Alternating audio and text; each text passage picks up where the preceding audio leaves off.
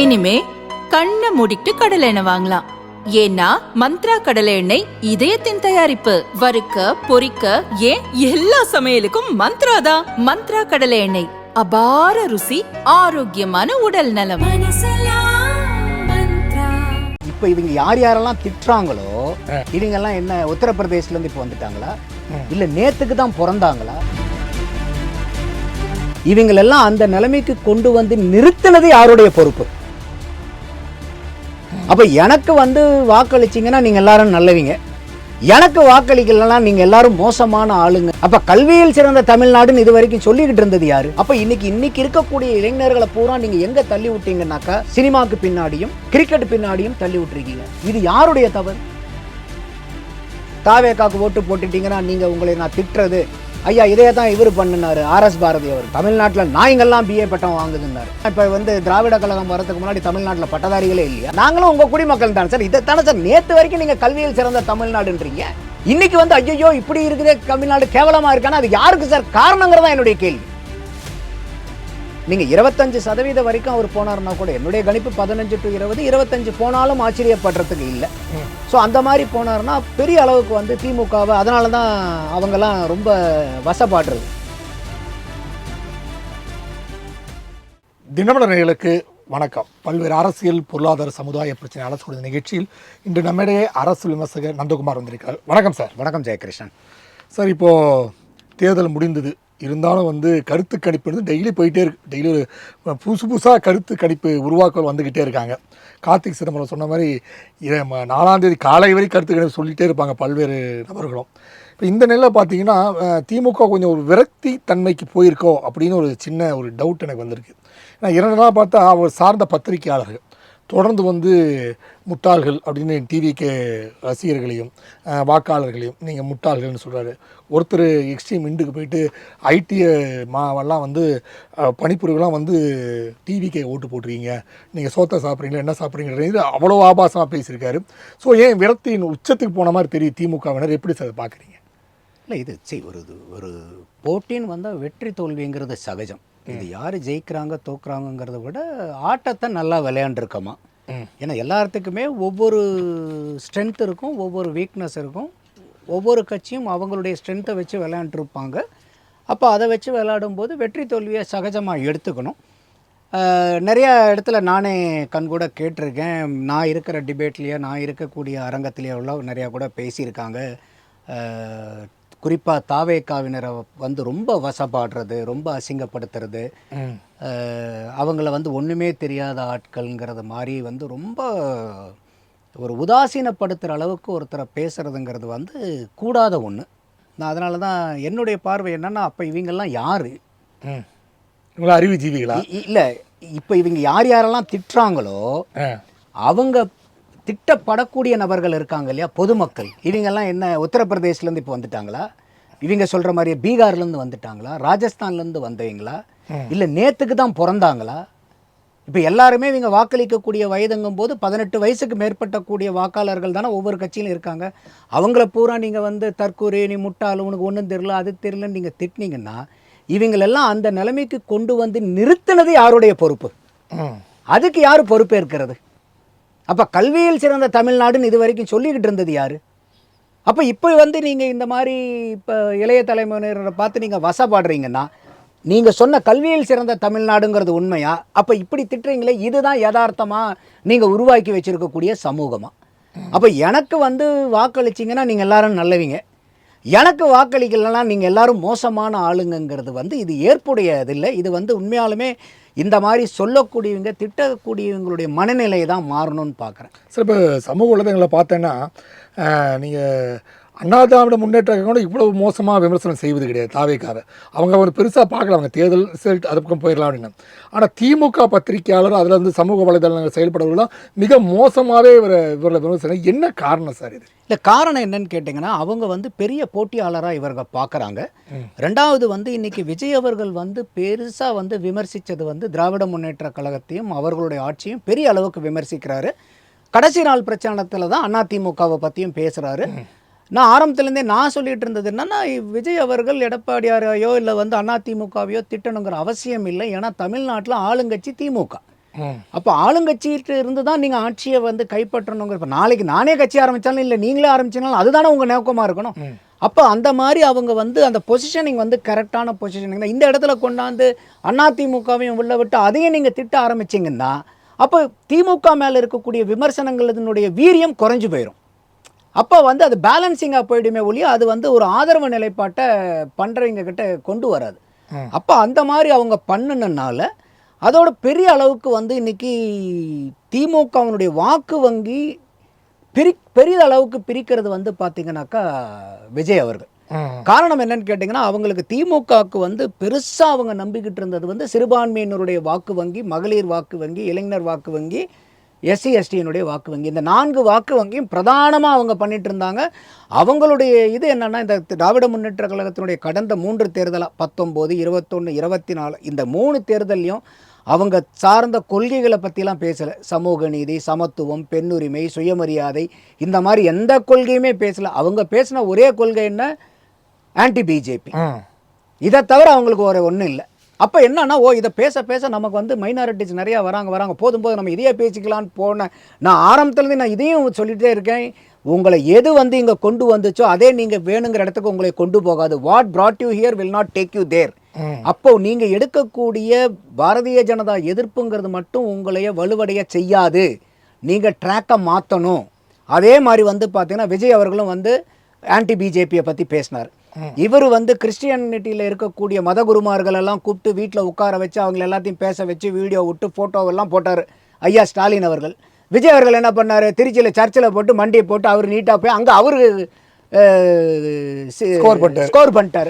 எப்படி வந்து காங்கிரஸை வந்து அவர் கல்லாப்பட்டி கூட்டணி, கல்லாப்பட்டி காங்கிரஸ் வந்து திமுக கிட்ட இருக்கு, உண்மையான காங்கிரஸ் என் பக்கத்தில் இருக்குன்னு சொன்னாரோ அந்த மாதிரி கிறிஸ்டின் மதகுருமார்களை வேற நீங்கள் வச்சுட்டு ஃபோட்டோ எடுத்து வீடியோ போடலாமே ஒழிய உண்மையான கிறிஸ்டியன்ஸ் பூரா என் பக்கம் இருக்காங்கங்கிற மாதிரி அவர் போட்டார். அதே மாதிரி இன்னைக்கு விஜய் அவர்கள் பிரதானமாக பிரிக்கக்கூடியது வந்து எஸ்சி எஸ்டியினுடைய வாக்கு வங்கியும் பெரிய அளவுக்கு பிரிக்கிறார் எல்லா இடத்துலையும். அதை தான் அண்ணன் விடுதலை சிறுத்தைகள் கட்சி அவரை வச்சு திமுக வந்து ஸ்கோர் பண்ணிட்டு இருந்தாங்க. கடைசியில் அண்ணன் திருமாவளவன் அவர்களே கடைசி நேரத்தில் எண்ணற்ற இன்னல்களுக்கு ஆளானார்.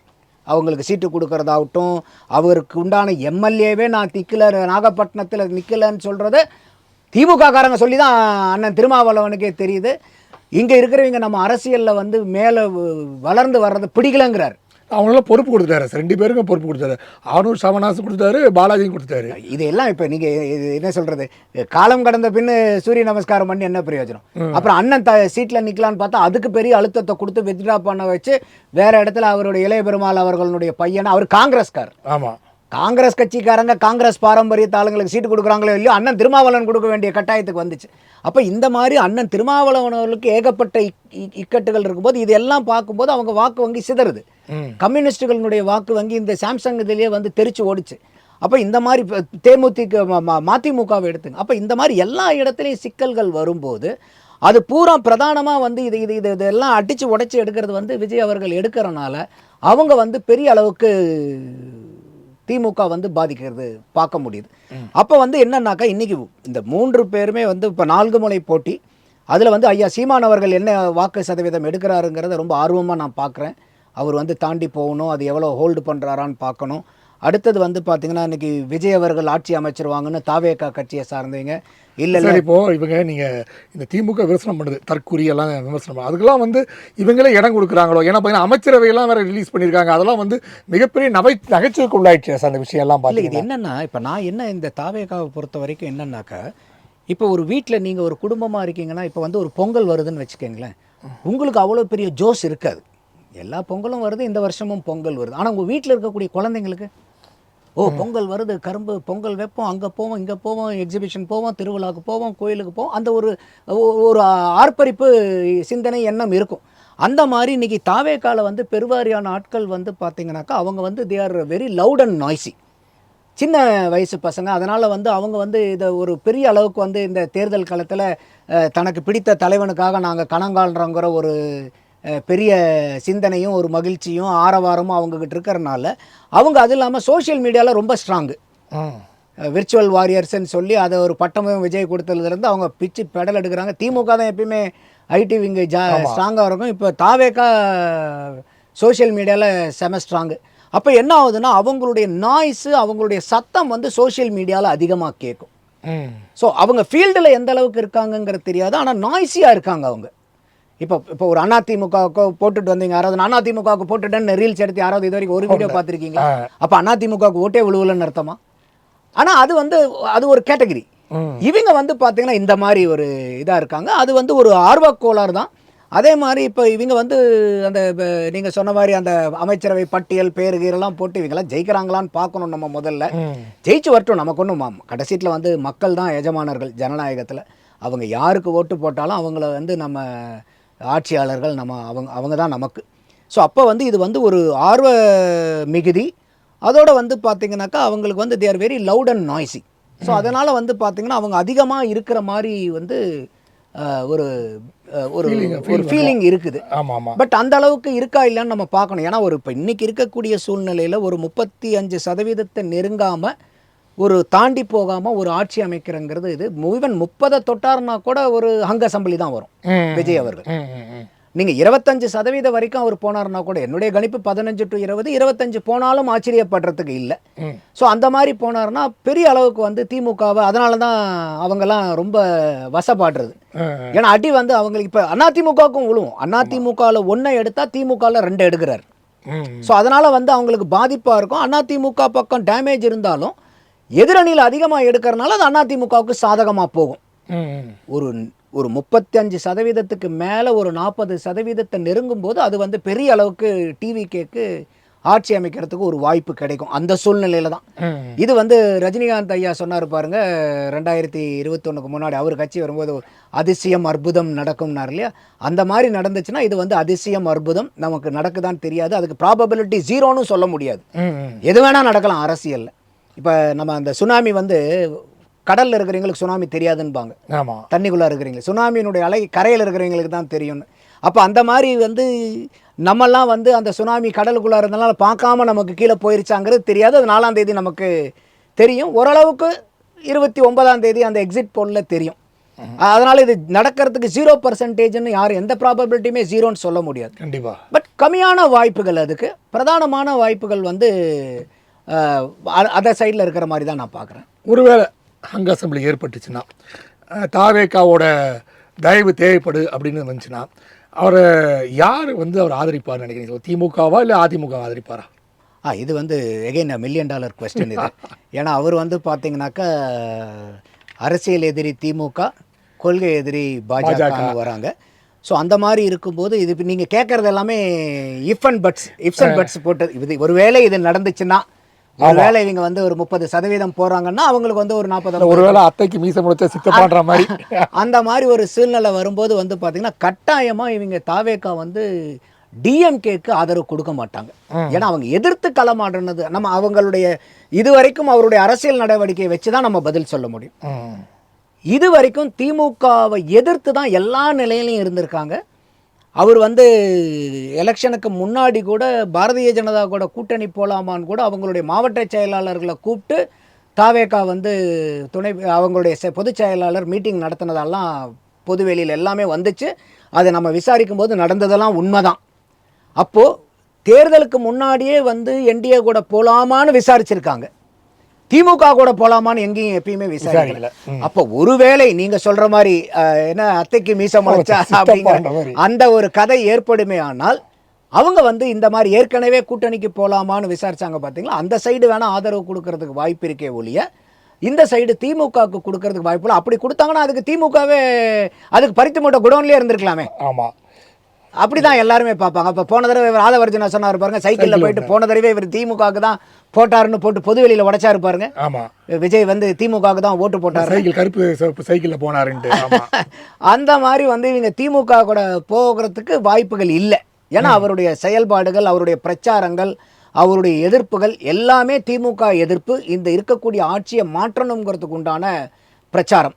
அப்போ அவரே வந்து எல்லாத்தையும் பண்ணிட்டு அவரே போய் ஆதரவு கொடுத்து வாங்க வாங்க உங்களை சீட்டில் உட்கார வைக்கிறேன்னு சொன்னால் அது பெரிய காமெடி ஆயிரும் தமிழ்நாட்டில். ஸோ அதை பண்ணுறதுக்கு வாய்ப்பில்லை. இதெல்லாம் நீங்கள் சொல்கிறதெல்லாம் நடந்துச்சுன்னா சரி. இப்போது வாக்கு சதவீதம் சிலர் சொல்கிறாங்க வாக்கு சதவீதம் கூடியிருக்கு அப்படின்ட்டு. அதில் நம்ம பல நாளாக சொல்கிறது எஸ்ஐஆர் மூலம் தான் அந்த வாக்கு சதவீதம் கூடுதுன்னு சொல்கிறாங்க. திமுக தரப்பில் என்ன சொல்கிறாங்கன்னா வந்து நாங்கள் செய்த அற்புதமான ஆட்சிக்காக தான் வாக்கு சதவீதம் கூடியிருக்குன்றாங்க. அண்ணா திராவிட முன்னேற்ற கழகம் என்ன சொல்கிறாங்கன்னா எதிர்வாக்குகள், அதாவது வந்து மக்கள் வந்து திமுக விரும்பாமல் எதிர்வாக்குகள் எனக்கு வந்திருக்குன்றாங்க. டிவிக்கு என்ன சொல்கிறாங்கன்னா இளைஞர்கள் வாக்கு மற்ற இவங்க 2 பேரையும் பிடிக்காத வாக்குகள் எங்களுக்கு வந்திருக்குன்றாங்க. ஸோ வாக்கு சதவீதம் உயர்த்துதுன்னு சொல்லப்பட்டிருக்கு. இது எப்படி பார்க்குறீங்க சார்? இல்லை, இது வந்து பார்த்தீங்கன்னா இந்த எஸ்ஐஆர் நடத்தும் போது அத்தனை பேரும் எதிர்த்துட்டு இருந்தாங்க. தாவேகா உட்பட இதை எதிர்த்தாங்க, திமுக கடுமையாக எதிர்த்தாங்க, அதிமுக தான் இல்லை இதை சரி பண்ணணும்னு சொல்லிட்டு இருந்தாங்க. இப்போ போன தடவை ஜெயகிருஷ்ணன் நம்மளுடைய வாக்குப்பதிவு 73.63%, 4,63,00,000 வாக்காளர்கள் பதிவு செஞ்சுருந்தாங்க. இந்த தடவை வந்து 4,93,00,000 வாக்காளர்கள் பதிவு செஞ்சுருக்காங்க. அப்போ 30 லட்சம், நான் சொல்கிறது போஸ்டல் பேலட்டையும் சேர்த்து ஒரு 4,4 லட்சம் போஸ்டல் பேலட் இருக்குது, அதையும் சேர்த்து ஒரு 86% வரும். இந்த 73.63% 2021 வாங்கினது எஸ்ஐஆரில் நீக்கப்படும் போது அதை கன்சிடர் பண்ணணும் இல்லையா? அதையெல்லாம் கன்சிடர் பண்ணினீங்கன்னா 80.80% இந்த தடவை வாங்கியிருந்தா போன தடவை வாங்கின 73.63க்கு இந்த தடவை வாங்கின 80.8% சமம். ஆனால் நீங்கள் இந்த போஸ்டல் பேலட் எல்லாம் சேர்த்து பார்க்கும்போது இப்போ 86% நெருங்குது. அப்போது 86 மைனஸ் 80.8ன்னு எடுத்திங்கன்னா 5.2% வாக்கு உயர்ந்திருக்கு. இது உண்மையாலுமே உயர்ந்த வாக்கு சதவீதம். 5% உயர்வுங்கிறது சாதாரண வாக்கு சதவீதம் இல்லை. இப்போ அதில் வந்து என்னன்னு கேட்டிங்கன்னா நம்மளுடைய தமிழகத்தினுடைய ஹிஸ்ட்ரியை எடுத்து பார்த்தீங்கன்னா எப்பெல்லாம் வாக்கு சதவீதம் அதிகமாயிருக்கோ அப்பெல்லாம் ஆட்சி மாற்றம் நடந்திருக்குது. 2 வருடங்களை தவிர. ஒன்று 1980, 1984. இந்த 2 வருஷமும் எம்ஜிஆர் அவர்கள் ஆட்சியில் இருந்தார். அவர் 77 வாங்கின வாக்கு சதவீதத்தை விட 80 கூடுதலாக வாங்குறாரு, 80 வாங்கினதை விட 84 கூடுதலாக வாங்குறார். இந்த 2 தான் வந்து பார்த்தீங்கன்னா எக்ஸப்ஷனல் சிச்சுவேஷன். வாக்கு சதவீதம் அதிகமாயும் ஆட்சியாளர் ஆட்சியை தக்க வச்சுக்கிட்டது. மீதி அத்தனை தேர்தல்லையும் வாக்கு சதவீதம் எப்பெல்லாம் அதிகமாக இருக்கோ அப்பெல்லாம் ஆட்சி மாற்றம் நடந்திருக்கு. இதை உடனே இவங்க என்ன சொல்கிறாங்கன்னா 2016 வந்து பார்த்தீங்கன்னாக்கா உங்களுக்கு வாக்கு வந்து ஏறுச்சு, அதெல்லாம் நீங்கள் கவனிக்கலையான்பாங்க. ஆனால் 2016 எடுத்துக்கிட்டிங்கன்னா வாக்காளர்களுடைய எண்ணிக்கை அதிகமானது மட்டும் 1,06,75,551 வாக்காளர்கள் உயர்ந்தாங்க. அப்போ வாக்காளர்களுடைய உயர்வு எண்ணிக்கை எவ்வளோனா 22.66. வாக்கை செலுத்தினவங்க சொல்லல, எலக்டரல் ரோலில் 22.66% வந்து உயர்ந்துச்சு. ஆனால் வாக்கு சதவீதம் வந்து பார்த்தீங்கன்னாக்கா 2011 77.8%, 2016 அது 74.76% குறையுது. அப்போ 3.04% குறையுது. வாக்காளர்களுடைய பேஸு 22.66% உயர்ந்து வாக்களிச்சவங்க சதவீதம் 3.04 குறையுது. அப்போ 2016 வாக்கு சதவீதம் குறைஞ்சு தான் ஆட்சியை தக்க வச்சாங்க ஜெயலலிதாவை ஒழிய வாக்கு சதவீதம் உயர்ந்து தக்க வைக்கல. அப்போ இது வந்து பார்த்தீங்கன்னா இந்த ஹிஸ்டரி இது தான் சொல்லுது. அப்போ இந்த 5.2% வாக்கு உயர்வுங்கிறது என்னன்னா நம்மளுடைய டேட்டா, நான் டேட்டா சொல்றது தான் கேட்குறேன். இது யார் எடப்பாடி என்ன சொல்றாரு, ஐயா ஸ்டாலின் என்ன சொல்றாரு, ஐயா விஜய் என்ன சொல்றாருங்கிறத பற்றி எனக்கு கவலை இல்லை. டேட்டா சொல்றத பிரகாரம் பார்த்தா வாக்கு சதவீதம் குறைஞ்சு கூட ஆட்சியை தக்க வச்சிருக்காங்க. ஆனால் வாக்கு சதவீதம் உயர்ந்து ஆட்சியை தக்க வைத்தது யாரும் இல்லை, ஐயா எம்ஜிஆரை தவிர. அப்போ இந்த 5.2% வாக்கு உயர்வுங்கிறது ஆட்சி மாற்றத்துக்காக அளிக்கப்பட்ட வாக்காக தான் நான் பார்க்குறேன். இதில் இன்னொன்று என்ன சொல்கிறாங்கன்னா, இல்லை பாருங்கள் இப்போ நீங்கள் வந்து இதிலெல்லாம் பாருங்கள் நம்மளை விட வெஸ்ட் பெங்காலில் வந்து 93% ஆமாம் அப்படின்னு புதுச்சேரியிலே வந்திருக்கு. புதுச்சேரியில் இப்போ அந்த சதவீதத்தை எடுத்துக்கிட்டிங்கன்னா இப்போ நான் சொல்ல போகிறது என்னென்னா 2021 வாங்கின வாக்கு எஸ்ஐஆர் மூலியமாக, எஸ்ஐஆரில் நடந்ததெல்லாம் நீங்கள் கணக்கு வச்சுக்கிட்டிங்கன்னா எத்தனை சதவீதம் வாங்கினா இப்போ இந்த 2026 எத்தனை சதவீதம் வாங்கினா அது 2021 வாங்கின சதவீதத்துக்கு சமம்னு பார்த்தீங்கன்னா தமிழ்நாட்டில் ஏற்கனவே சொன்னேன் 80.8 வாங்கினா போன தடவை வாங்கினதுக்கு சமம். ஆனால் நம்ம வாங்கினது எவ்வளோ 86. அப்போது 5.2% கூடுதல். புதுச்சேரியில் 85% வாங்கியிருந்தால் சமம், ஆனால் அங்கே வாங்கினது 89.95. அப்போ 4.45% அதிகம். வெஸ்ட் பெங்காலில் 93 வாங்கினா சமம். ஆனால் அவங்க வாங்கியிருக்கிறது வந்து பார்த்தீங்கன்னா 93 ஃப்ளாட். ஸோ வெஸ்ட் பெங்காலை பொறுத்த வரைக்கும் வாக்கு சதவீதம் ஏறல போனது இதையும் கம்பேர் பண்ணும்போது. கேரளாவை எடுத்துக்கிட்டிங்கன்னா 0.5% 1% வரைக்கும் உயர்ந்திருக்கு. அவங்க 77.9 வாங்கினா சமம். ஆனால் அவங்க வந்து பார்த்தீங்கன்னாக்கா 78.5 79 ஃப்ராக்ஷனில் வராங்க. இதே அசாமை எடுத்துக்கிட்டிங்கன்னா 1 1.5% வாக்கு குறைஞ்சிருக்கு. அப்போ இந்த 5 மாநிலத்தையும் கம்பேர் பண்ணும்போது தமிழகத்தில் தான் அதிகமாக 5.2% உயர்ந்திருக்குது. அப்போ இதில் புது வாக்காளர்களும் ஒரு 14.5 லட்சம் பேர் வராங்க. அதாவது 18 வயசுலேருந்து 19 வயசு வரைக்கும் ஃபர்ஸ்ட் டைம் ஓட்டர்ஸ். அது இல்லாமல் வந்து பார்த்தீங்கன்னாக்கா சில பேர் வந்து வயசாக இருக்கும், முதல் தலைமுறை வாக்காளர்கள் எல்லாம், ஆனால் அவங்க வாக்காளர் இல்லாமல் இருப்பாங்க. அவங்களும் வந்து பார்த்தீங்கன்னா பெயர் வந்து ஃபார்ம் 6 தான் கொடுத்து ஆகணும். இப்போ என் பேர் இல்லை, ஊரில் இருந்து எடுத்துட்டாங்கன்னு வச்சுக்கிங்களேன், நான் போய் புதுசாக தான் பார்த்தீங்கன்னா நானும் அதே ஃபார்ம் 6 தான். ஃபார்ம் 6 பொறுத்த வரைக்கும் குறைந்தபட்ச வயசு தான் 18 ஒழிய, இப்போ உங்களுக்கு வந்து ஓட்டே இல்லை, உங்களுக்கு 90 வயசு ஆயிடுச்சு, நீங்கள் ஓட்டை பதியணும். ஏற்கனவே 10 எலெக்ஷனில் கூட போட்டிருக்கீங்க, ஆனால் இப்போ இந்த தேர்தலில் உங்களுக்கு ஓட்டு இல்லை, ஆனால் நீங்கள் ஓட்டு பதியணும்னா நீங்களும் அதே ஃபார்ம் 6 தான் கொடுக்கணும்.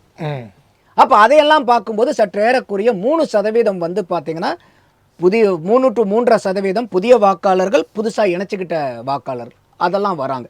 ஸோ அப்படி பார்க்கும்போது தமிழ்நாட்டில் ஒரு 5.2% கூடுதல். அது இந்த 5.2 கூட பார்த்தீங்கன்னா இன்னும் நுணுக்கமாக போய் பார்த்தீங்கன்னா பெண்கள் சைடில் இருந்து ஒரு 3 to 3.5% இதுக்கு சேர்ந்துருக்குது, அதிகமாக இருக்கு இல்லையா பெண்களுடைய வாக்கு. அப்போ வந்து திமுக ஒரு தடவை என்ன சொல்லுவாங்கன்னா, பாருங்கள் பெண்கள் போகிறோம் எங்களுக்கு வந்து ஏகோபித்த ஆதரவு சேர்த்திருக்காங்கன்னு ஒரு ஸ்டோரி ஓடுது. ஏன் என்னன்னு காரணம்னு கேட்டோம்னா, நாங்கள் 1000 ரூபா கொடுத்துருக்குறோம். 1000 ரூபா போட்டது வேற. 1000 ரூபாய் எத்தனை பேருக்கு கொடுக்குறீங்கிற மணி? 1,31,00,000 பேர்த்துக்கு. தமிழ்நாட்டில் எத்தனை பெண் வாக்காளர்கள் இருக்காங்க? சற்றேறக்குறைய 2.6 கோடி பேர். அப்போது நீங்கள் கொடுத்தவங்க உங்களுக்கு குதூகலம் ஆகிறாங்கங்கிறது உண்மைன்னு எடுத்துக்கிட்டா, கொடுக்காதவங்க எதிர்ப்பு வாக்கு அதிகமாக இருக்குது. ஆகுமா ஆகாதா? அப்போது எப்பயுமே அரசாங்கத்தின் மேலே சந்தோஷம், பூரிப்பு, திளைப்பு இருக்கும்போது வந்து மெனக்கட்டு போலிங் பூத்து வரமாட்டாங்க. எப்போ வந்து அவங்களுக்கு பிரச்சனை இருக்குது, கோபம் இருக்குது, விரக்தி இருக்குது, அதை வெளிப்படுத்தணும்னு நினைக்கிறாங்களோ அப்போ தான் போலிங் பூத்துக்கு வருவாங்க. அப்போ எந்த ஆங்கிளில் கூட்டி கழித்து பார்த்தீங்கனாலும் இந்த 5.2% வாக்கு உயர்வுங்கிறது ஆட்சி மாற்றத்துக்கான இப்போ இருக்கக்கூடிய பிரச்சனைக்கான மக்கள் வந்து தெரிவித்த வாக்குப்பதிவாக தான் நான் பார்க்குறேன். சார், இப்போது நம்ம எல்லாருமே சொல்கிற விஷயம்னா விஜய் ஃபேக்டர்ன்றது வந்து சிட்டிக்குள்ளே மட்டும்தான் இருக்குது, அவுட் ஆஃப் சிட்டி இல்லை அப்படின்னாங்க. நான் சில இடங்களில் திருமண மண்டபங்கள்லாம் போகும்போது அங்கே பணிபுரிவரில் பெண்களை நிறைய பேர் விசாரித்தேன். அது அடித்தட்ட மக்களாக பணிபுரிவாங்க திருமண மண்டபங்கள்லாம். அவங்களாம் மதுராந்தகம், இன்டீரியர் மதுராந்தகத்தில் வர்றவங்க. அவங்கள்ட்ட கேட்டேன், நீங்கள் யாருக்கு ஓட்டு போட்டீங்க அப்படின்னா அவங்க எல்லாமே விசில் தான் சொல்கிறாங்க. அதாவது சிட்டியில் மட்டும் கிடையாது, இன்டீரியர் வில்லேஜில் கூட விஜயோட ஃபேக்டர்ஸ் இருக்குது. அதுவும் முதிய பெண்கள்லாம் கூட விசிலுக்கு வாக்களித்திருக்காங்க என்பது நமக்கு ஒரு தெரியக்கூடிய விஷயமா இருக்குது. ஸோ நம்ம விஜய் ஃபேக்டருங்கிற சிட்டிக்குள்ளே இல்லாமல் அவுட் ஆஃப் சிட்டி இருக்குது. அது வயது முதிர்ந்த பெண்களுக்கு அது வந்திருக்குன்னு மாதிரி எப்படி பார்க்குறீங்க சார்? இல்லை, இது உண்மைதான். இது நானே சொல்லியிருக்கிறதா, நான் பல தடவை சொல்லியிருக்கிறேன். யாரும் விஜயை குறைச்சி மதிப்பிடாதீங்க. அவங்க வந்து சொல்கிற மாதிரி அவங்க வந்து இவங்க தற்குறிங்கிறது, அதுங்கிறது, இதுங்கிறது, சினிமா நடிகை என்னென்னமோ நான் தான் சொன்னேன். நீங்கள் என்ன வேணால் சொல்லிக்கிங்க, ஆனால் குறைச்சி மதிப்பிடாதீங்க. அது உங்களுக்கு நல்லதில்லை, அது எந்த கட்சியாக இருந்தாலும். என்ன காரணம்னா இன்றைக்கி சினிமாவுடைய பவர் அந்த அளவுக்கு. இதெல்லாம் நீங்கள் ஏற்கனவே இதை உண்டு பண்ணி வச்சவங்க தான் அதுக்கெல்லாம் நீங்கள் பதில் கண்டுபிடிக்கணும். அப்போ இன்றைக்கி வந்து தமிழ்நாட்டில் சிட்டியில் மட்டும்தான் விஜய் படம் ஓடுதா? இப்போ ஐயா உதயநிதி ஸ்டாலினை வந்து ஐயா ஸ்டாலின் கொண்டு வர்றதுக்கு முன்னாடி அவர் எங்கே அனுப்பிச்சாங்க? சினிமாவுக்கு தான். எதுக்கு அனுப்பிச்சிங்க இப்போ சினிமாவுக்கு? ஃபெமிலியர் ஆகிறதுக்கு. அப்போ நீங்களே ஒரு தமிழ்நாட்டுக்கு முயற்சி பண்ணியிருக்காரு, முத்து முயற்சி பண்ணியிருக்காங்களே சினிமாக்குள்ள போய். அப்போ நீங்கள் தானே சார் இதுக்கு ரூட்டே காமிச்சது. ஒரு அரசியலுக்கு வரதுக்கு முன்னாடி சினிமாவில் போய் நடித்தா, அப்போ என்ன காரணம்னா சினிமாவில் நடித்தா இப்போ அமைச்சர் பெருமக்களை கூட பல பேர்த்துக்கு தமிழ்நாட்டில் தெரியாது. ஆனால் ஒரு சினிமாவில் போய் திரையில் வரும்போது சுலபமாக நீங்கள் வந்து வீதிக்கு வீதி, தெருவுக்கு தெருவு, ஊருக்கு ஊர், கிராமத்துக்கு கிராமத்துக்கு போய் சேரலாங்கிறதா அதனுடைய புரிதல். அதனால தான் நீங்கள் வந்து உதயநிதி ஸ்டாலின் அவர்களை சினிமாக்குள்ளார அனுப்பிச்சது. அப்போ நீங்கள் உங்களுக்கு இந்த ரூட் இருக்கும்போது அதை தானே விஜய் சொல்கிறாரு, 33 வருஷமாக நான் சினிமாவில் இருக்கிறேன், ஒவ்வொரு வீட்டுக்குள்ளாரையும் போனதுக்கப்புறம் தான் நான் கட்சியே ஆரம்பித்தேன்னு அவர் சொல்கிறது நியாயம் தானே. அப்போ நீங்கள் உங்களுக்கு வந்து அந்த ரூட்டு கரெக்டு, உங்களுடைய சந்ததியினரை பிரபல்யப்படுத்துறதுக்கு ரைட்டு. அதே இன்னொருத்தர் பண்ணால் எப்படி நம்ம தப்புன்னு கேட்க முடியும்? அப்போ உங்களுக்கு உண்டான என்ன அளவுகோலோ அதே அளவுகோலை வச்சு அடுத்தவங்களை பாருங்கள். இப்போ நமக்கு விஜய் மேலே விமர்சனம் இருக்குது, அது அவருடைய அரசியல் செயல்பாடுகளை வச்சு. இந்த மாதிரி பெரிஃபரல் ஏரியாஸை வச்செல்லாம் இல்லை. அப்போ உங்களுக்கு ஒரு ரூட்டு, உங்களுக்கு மட்டும் அது நல்ல ரூட்டாக எடுத்துப்பீங்க, இவங்களுக்கெல்லாம் நல்ல ரூட்டாக இருக்க மாட்டீங்களா? ஒன்றும் இல்லைங்க, நீங்கள் உதயநிதி ஸ்டாலின் அவர்கள் திருவண்ணாமலையில் ஏவாவேலு அவர்கள் வந்து அந்த பூத் ஏஜென்ட் மாநாடு நடத்துகிறாங்க. அப்போ கொள்கை திரைப்படமாக போட்டு காமிச்சதுக்கு ஒரு கண்ணாடி படத்தை தான் அங்கே திரையிடுறாங்க லஞ்ச் டைமில். ஒரு கண்ணாடி படம் தான் ஓடுதே ஒழிய எங்கேயாவது வந்து திராவிட முன்னேற்ற கழகத்தினுடைய கொள்கை படங்களையா போட்டு காமிச்சிட்டு இருந்தீங்க? அப்போ நீங்கள் என்ன பண்ணுறீங்க சார்? அவங்கள பார்த்து பார் அப்படின்னு சொல்கிறதுக்கு முன்னாடி 4 விரல் எண்ணெயில் காமிச்சிக்கிட்டு இருக்கு. அப்போ இதெல்லாம் வந்து சரியான விமர்சனங்கள்ல. அவர் எத்தனை தொகுதிக்கு போனார், எந்தெந்த அரசியல் நிலைப்பாட்டுக்கு வந்து அறிக்கை கொடுத்தாரு, எதை எதிர்த்தாரு, இதெல்லாம் எனக்கும் விமர்சனம் உண்டு. ஆனால் வந்து அவர் சினிமா நடிகர்னால ஏன் சார் ஒரு டாக்டர் வரலாம், ஒரு கம்ப்யூட்டர் இன்ஜினியர் வரலாம், ஒரு சார்ட்டர்ட் அக்கௌண்டன்ட் வரலாம், ஒரு விவசாயி வரலாம், ஒரு நடிகன் வந்து நாடால வரக்கூடாதுங்கிறது என்ன சார் நியாயம்? இது ஏன் நடிகன்னா வந்து அவனுக்கு ஆளுமை இருக்காதா? ஆமாம், இது இருந்துச்சுன்னா மக்கள் ஓட்டு போட போகிறாங்க, இல்லைன்னா இல்லை. நம்ம யாராக இருந்தாலும் நீங்கள் அப்போ ஒரு சார்ட்டர்ட் அக்கௌண்டண்ட்டாக இருக்கிறனாலவே அவர் வந்து அரசியல் நிலைப்பாடு எதுவுமே செய்யலைன்னா அவரை வரவேற்கிறதும் தப்பு. ஒரு நடிகனாக இருந்து அவர் வந்து எதை செஞ்சாலும் வந்து நடிகனுங்கிறனாலவே குற்றம் சொல்கிறதும் தப்பு. யார் அரசியலுக்கு வந்தாலும் வரவேற்போம், அவர்களுடைய அரசியல் நடவடிக்கைகளையும் அரசியல் நிலைப்பாடுகளையும் விமர்சிப்போம். தனிமன விமர்சனத்தை தவிர்க்கிறது அது ஆரோக்கியமான அரசியல். என்னை பொறுத்த வரைக்கும் இன்றைக்கி விஜய் பின்னாடி வரக்கூடிய இளைஞர்களுக்கு பெரிய அரசியல் புரிதல் இல்லைன்னாலும் போக போக அவங்க கற்றுப்பாங்க. அப்போ இன்னைக்கு அரசியலை விட்டு விலகி இருந்த பல இளைஞர்களை இன்னைக்கு அரசியலுக்குள்ளார கொண்டு வந்ததே விஜய். அது ஒரு வகையில் நான் பாராட்டுறேன். இப்போ ஜெயகிருஷ்ணன் நம்ம ஓப்பனாகவே பேசுவோம், நமக்கு எல்லாமே அரசியல் தெரியுமா? தெரியாது. 100% எனக்கு அரசியல் தெரியுமா? உங்களுக்கு தெரியுமா? எல்லாத்துக்கும் தெரியுமா? அப்படி யாருமே இல்லை. எந்த சப்ஜெக்ட்லையுமே 100% தெரிஞ்ச ஆளுங்கிறதே இல்லை. இப்போ நான்லாம் காலேஜில் படிக்கும்போது காலேஜில் எலெக்ஷன் வைப்போம், யூனியன் இருக்கும், காலேஜ் யூனியன் இருக்கும், தமிழ் மன்றம் இருக்கும், அதுக்கெல்லாம் தேர்வு வச்சு எடுப்போம். அப்போ வந்து அரசியல்னா என்ன, வாக்குன்னா என்ன, ஒருத்தர்கிட்ட போய் எப்படி வாக்கு கேட்கணும், ஒரு அரசியல் எல்லாமே இருக்கும் அந்த இடத்துல. ஆனால் இப்போ பார்த்தீங்கன்னா ஒரு சமீபமாக பல ஆண்டுகளாக நீங்கள் பின்னோக்கி பார்த்தீங்கன்னா அந்த மாதிரி யூனியன்ஸே காலேஜில் இல்லை. ஆமாம். அப்போ இன்னைக்கு இருக்கக்கூடிய இளைஞர்களை பூரா நீங்கள் எங்கே தள்ளி விட்டீங்கன்னாக்கா சினிமாவுக்கு பின்னாடியும் கிரிக்கெட் பின்னாடியும் தள்ளி விட்டுருக்கீங்க. இது யாருடைய தவறு? உங்கள் கிட்ட இருந்தக்கூடிய மக்களை நீங்கள் வந்து அரசியலை விட்டு அப்புறப்படுத்தினீங்க. நீங்கள் அவன் வந்து இன்றைக்கி சினிமாவிலையும் கிரிக்கெட்லேயும் அவனுடைய ஹீரோவை தொலாவிட்டு இருக்கான். அப்போ இது நீங்கள் வந்து அந்த இடத்துல போய் தொடர்ந்து அவங்ககிட்ட கற்பிச்சுக்கிட்டே இருந்திருந்தீங்கன்னா ஏன் சார் அவன் வந்து உங்களை நம்பாமல் அவன் போய் ஒரு ஸ்க்ரீனில் இருக்கக்கூடிய ஆளையோ இல்லை வந்து கிரிக்கெட் மட்டையை பிடிச்சி அடிக்கிறதுக்கும் அவனை ஹீரோவாக கொண்டாட வேண்டிய கட்டாயம் என்ன? அப்போ இதுக்கெல்லாம் காரணகர்த்தா யார்? அதையெல்லாம் நம்ம சிந்திக்கணும் இல்லையா? அதை விட்டுட்டு நீங்கள் தாவேக்காக்கு ஓட்டு போட்டுட்டீங்கன்னா நீங்கள் உங்களை நான் திட்டுறது, ஐயா இதே தான் இவர் பண்ணினார் RS பாரதி அவர்கள். ஆமாம், தமிழ்நாட்டில் நாய்ங்கள்லாம் BA பட்டம் வாங்குதுன்னார். BA பட்டம் வாங்க ஏன் இப்போ வந்து திராவிட கழகம் வரதுக்கு முன்னாடி தமிழ்நாட்டில் பட்டதாரிகளே இல்லையா? அதெல்லாம் ஜட்ஜஸ்லாம் போஸ்டிங் போட்டு எங்கள் பிச்சை போட்டுதுனாங்க. நாங்கள் போட்டு திராவிடம் போட்ட பிச்சை தான் வந்து பார்த்தீங்கன்னா பட்டியல் இனத்தவர் வந்து கோர்ட்டுக்குள்ளே ஜட்ஜாக உட்காந்துருக்கீங்க. அப்போ அவங்க அந்த மாதிரி பேசுகிறதுக்கு நீங்கள் இப்போ பேசுகிறதுக்கு என்ன வித்தியாசம் இருக்குது? அப்போ இது மக்கள் ரசிக்க மாட்டாங்கல்ல. அப்போ உங்களுக்கு போட்டுட்டா நாங்கள்லாம் நல்லவங்க, நீங்கள் வேண்டான்னு நாங்கள் வேற ஒருத்தருக்கு போட்டால் நாங்கள்லாம் வந்து இது போயிடுறாங்க, கெட்டவங்க. நாங்களும் உங்கள் குடிமக்கள் தானே சார். இதை தானே சார் நேற்று வரைக்கும் நீங்கள் கல்வியில் சிறந்த தமிழ்நாடுன்றீங்க. இன்னைக்கு வந்து ஐயோ இப்படி இருக்குதே தமிழ்நாடு கேவலமாக இருக்கானா அது யாருக்கு சார் காரணங்கிறதா என்னுடைய கேள்வி. இதுக்கு பொறுப்பாளி யாருக்கிட்ட இது அக்கௌண்டபிலிட்டி ரெஸ்பான்சிபிலிட்டி ஃபிக்ஸ் பண்ணணுங்கிறதா என்னுடைய கேள்வி. கண்டிப்பாக சார். உங்கள் நேரத்தை ஒதுக்கி பேட்டியது மிக்க மகிழ்ச்சி சார். நன்றி சார். நன்றி ஜெயகிருஷ்ணன்.